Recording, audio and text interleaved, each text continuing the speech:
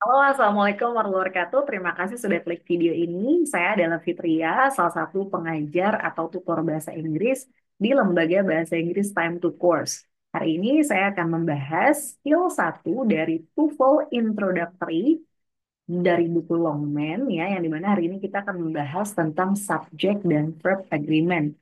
Nah, buat kamu teman-teman yang ingin belajar TOEFL dari dasar, saya akan mencoba untuk mengajar dengan detail dan juga pelan. Dan jika teman-teman ada pertanyaan terkait dengan video ini, silakan leave your comment below. Ya, silakan komen di bawah. Nah, baik teman-teman, sekarang saya akan mencoba untuk share my screen. Ya. Baik, nah di sini seperti yang tadi saya beritahukan, kita akan membahas tentang subject dan verb agreement. Jadi di dalam bahasa Inggris, kalian mungkin harus tahu dulu nih, gitu ya. Nah, bahwa ada subjek itu terbagi menjadi dua jenis, seperti itu. Nah ya, maka subjek singular dan juga plural. Nah ya, oke. Nah, kita awali dengan singular dulu. Untuk subjek singular, nah ini mungkin, ini ya, student, mungkin agak-agak. Ini nanti Miss Fitria geser saja ya supaya lebih jelas. Nah, untuk subjek singular ya selalu diingat bahwa singular itu selalu tunggal ya. Nah, kalau dia tunggal bentuknya ya, maka dia selalu consist of one person, one thing, one animal ya, atau mungkin pokoknya bentuknya itu orang ketiga tunggal. Bisa orang atau benda. Ingat ya, mau itu animal, mau itu atau apapun lah intinya dia tunggal seperti itu. Nah ya, jadi consist, okay, of one. Nah ya, one thing or person. Nah, consist of one thing or person. Sedangkan kalau seandainya plural, ya dia bisa consist more than one, maka dia lebih dari satu ya. Of course it can be things or people, bisa benda-benda atau orang-orang seperti itu. Nah, oke, student, nah di dalam singular dan plural ini hanya dibedakan dengan sesuatu yang mudah sebenarnya. Nah, walaupun sebenarnya mungkin untuk plural ada juga irregular plural yang lebih detail, tapi mungkin nanti saya akan bikin pembahasan di video yang lain. Nah, kalau di dalam soal TOEFL, mudah dibedakannya dengan cara plural itu biasanya akan ya words ya will ended by s. Nah, jadi nanti subjeknya akan diakhiri dengan kata s. Contohnya, kalau seandainya kita bilang table, itu artinya satu meja, maka itu adalah singular. Tapi kalau seandainya kita tulis tables, maka itu artinya adalah plural. Nah, kenapa itu plural? Karena kita lihat di sini ada tables. Nah, seperti itu. Oke, nah ini memang secara singkat saja ya gitu, karena mungkin nanti secara detailnya nanti Miss Fitria akan coba kirim gitu ya, atau mungkin Miss Fitria akan bikin video lain seperti itu ya. Oke, nah student di sini kita pindahkan di sini sebentar ya. Nah, oke di sini ada soal student ya, di soalnya ya dituliskan bahwa example one ya. Blah blah blah was ringing continuously for hours. Nah, ada yang berdering, ya, ada yang berbunyi selama berkelanjutan selama kurang lebih 1 jam seperti itu. Nah, berjam-jam maksudnya lebih tepatnya. Nah, di sini kalian bisa tahu student bahwa kita apa nih yang harus dicari di dalam soal ini.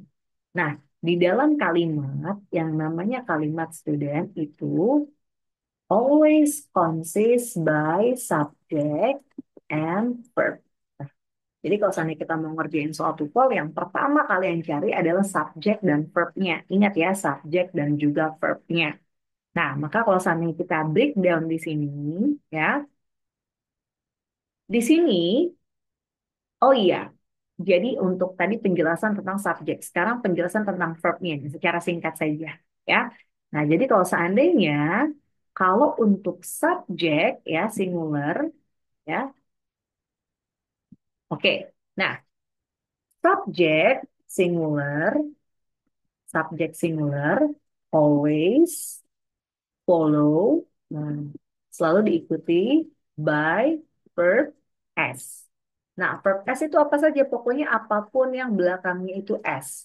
Ada is, ya. ada, ada is, ada juga was, ada has, ada does, ada juga verb as, seperti itu. Nah, pokoknya dia selalu diikuti oleh yang bentukannya itu s. Sedangkan meanwhile, subject plural, nah ya, biasanya dia itu follow by verb base. Jadi tidak ada apa namanya no need suffixes, tidak ada imbuhan akhir seperti itu. Nah ya, jadi kalau seandainya di sini itu is, was, has belakangnya mendesis semua, tapi kalau subjek itu tidak kalau seandainya plural maka tidak mendesis, gampangnya seperti itu saja. Nah, oke ya. Nah, sekarang kita kembali lagi ke sini. Oke, nanti mungkin catatannya bisa berikan di deskripsi ya. Nah, karena mungkin tidak terlalu jelas terlihatnya. Nah, baik student, sekarang di sini ya akan ada yang namanya misalnya akan breakdown. Pertama, jadi kalau seandainya dalam mengerjakan soal tutorial, kita harus cari subjek dan juga verbnya. Nah, subjek dan juga verbnya itu harus dia agree. Nah, misalnya kasih tanda love itu ya. Jadi dia harus agree. Agree itu adalah sepakat ya, nggak boleh dia itu beda-beda seperti itu. Nah, pertama kalau seandainya ada kalimat seperti ini, was ringing continuously for hours, ya ada sesuatu yang berdering secara berkelanjutan selama berjam-jam. Nah, maka kita bisa lihat dari sini, kata kerjanya yang pertama kalian cari, apa nih yang bisa kalian temukan di sini? Nah, pertama, kalau seandainya kita lihat for hours, dia tidak, tentunya dia bukan kata kerja, ya, karena dia itu benda atau objek. Nah, continuously, ini keterangan. Nah, ringing, ini adalah bagian bagian dari kata kerja bantu dan di mana kata kerja utama yang pertama kita lihat di sini adalah was. Nah, ya jadi kita sudah ketemu nih verbnya adalah was. Seperti itu.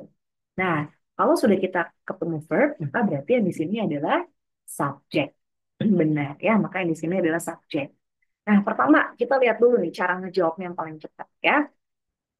Di sini ada loudly. Nah, semua yang berakhiran ly dalam bahasa Inggris disebutnya adalah adverb. Nah, lebih tepatnya adverb of manner. Seperti itu ya. Nah, biasanya ciri-cirinya belakangnya itu diakhiri oleh imbuhan ly. Seperti itu.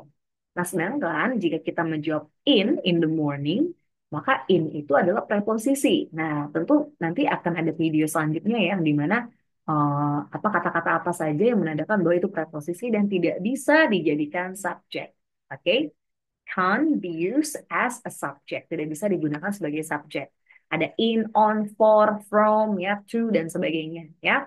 Nah, di sini ada in, maka dia adalah objek preposisi yang dimana dia tentu tidak bisa menjadi subjek. Nah, jawabannya tinggal dua, the phone sama the bells itu dua-duanya bisa menjadi subjek. Nah, tapi bagaimana cara membedakannya? Ingat, tadi Miss Fitria sudah tulis bahwa kata kerja berakhiran S selalu diawali dengan kata kerja tunggal atau singular. Ya, maka sedangkan kalau seandainya plural, subjek jamak, selalu kata-katanya diakhiri dengan huruf S. Nah, ditandai lebih tepatnya ya. Maka di sini bells kita bisa tahu bahwa bells itu adalah subjek plural ya. Nah, jika subjek plural, maka kata kerja yang mengikuti tidak boleh pakai S seperti itu. Nah, dikarenakan di sini ada S mendesis, maka kita bisa tahu bahwa jawabannya adalah harus subjek singular. Yang mana subjek singular adalah jawaban C, yaitu the phone. The phone was ringing continuously for hours. Telepon berdering secara berkelanjutan selama berjam-jam. Ya, oke student. Jadi itu saja untuk video kali ini. Nanti selanjutnya Miss Fitria akan pindah untuk kita bisa kerjakan latihan soal di video selanjutnya. Terima kasih sudah klik video ini. I'll see you around.